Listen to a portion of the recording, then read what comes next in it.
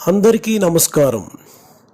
ఈరోజు పోతన భాగవతం నుంచి ప్రహ్లాదుని చరిత్రలో ప్రహ్లాదుడు చెప్పినటువంటి ఒక అద్భుతమైన పద్యాన్ని మనం విందాం.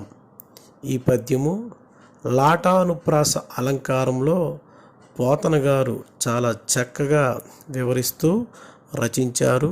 ఈ పద్యాన్ని భావాన్ని ఇప్పుడు మనం విందాం.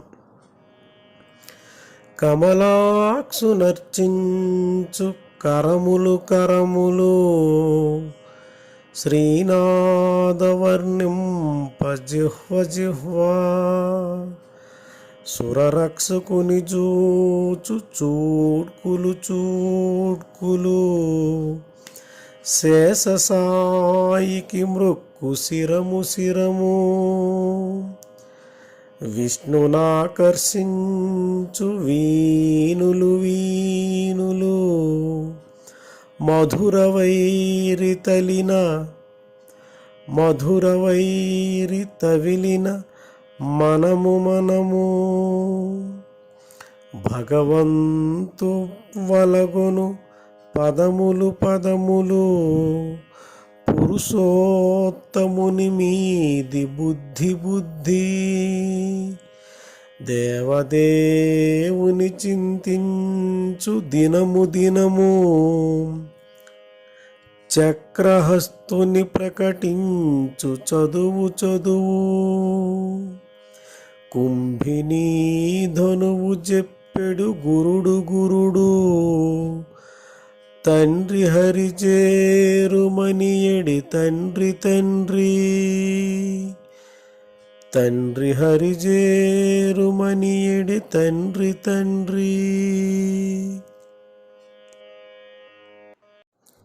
భావం: హరిని పూజించే హస్తమే హస్తం. ఆ చిన్మయుణ్ణి పూజించకపోతే చేతికి సార్థకత లేదు. నారాయణుణ్ణి కీర్తించే నాలుకే నాలుక, లేకపోతే ఆ నాలుకకు చరితార్థత లేదు. శ్రీపతిని చూచే చూపులే చూపులు, మిగిలిన చూపులకు విలువేముంది?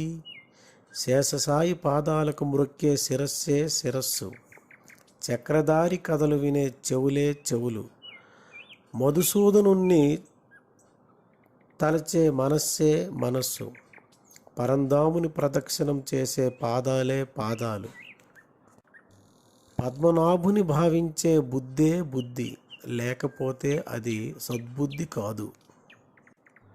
అంబుజాక్షుని గూర్చి ఆలోచించే దినమే సుదినం, లేకపోతే ఆ దినం దుర్దినం.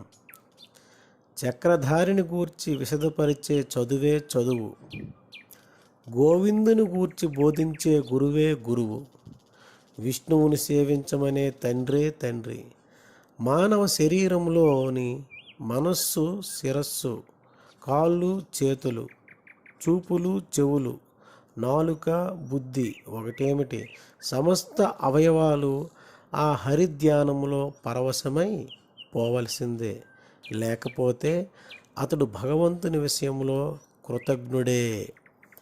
ప్రతి దినమందు ప్రతి చదువులోనూ హరినామస్మరణమే కావాలి. ప్రతి గురువు ప్రతి తండ్రి హరిబోధే చేయాలి. ధన్యవాదాలు.